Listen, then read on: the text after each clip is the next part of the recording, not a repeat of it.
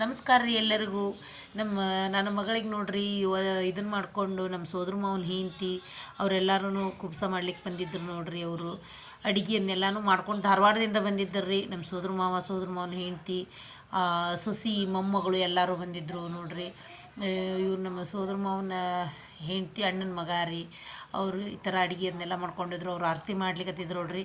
ಮನೆ ಚಿಕ್ಕದ, ಅದು ಸ್ವಲ್ಪ ವಿಡಿಯೋ ಮಾಡ್ಕೊಳಿಕ್ಕೂ ನಮಗೊಂದು ಸ್ವಲ್ಪ ಇದಾಯ್ತು.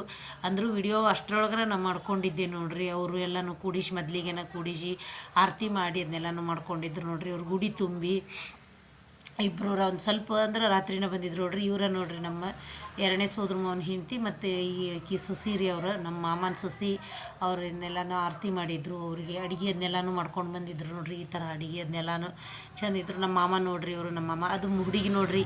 ಅವಳು ಭಾರಿ ಇದು ಇತ್ತು ರೀ ಹುಡುಗಿ. ಅದನ್ನು ನೋಡ್ರಿ ಎಷ್ಟು ಕ್ಯೂಟಾಗಿತ್ತು ನೋಡ್ರಿ. ಅದರಿಂದ ಎಲ್ಲ ಇದು ಮಾಡ್ಕೊಂಡು ಭಾರಿ ಚಂದ ಇತ್ತು ನೋಡ್ರಿ. ಇಲ್ಲೆಲ್ಲ ನಮ್ಮ ಮನೆಯೊಳಗೆ ಭಾರಿ ಗದ್ದಲ ಹಾಕಿತ್ತು, ಭಾರಿ ಚಂದ ಇತ್ತು. ನಮಗಂತೂ ಭಾಳ ಖುಷಿ ಆಯ್ತು ನೋಡ್ರಿ ಹುಡುಗಿ ನೋಡಿ.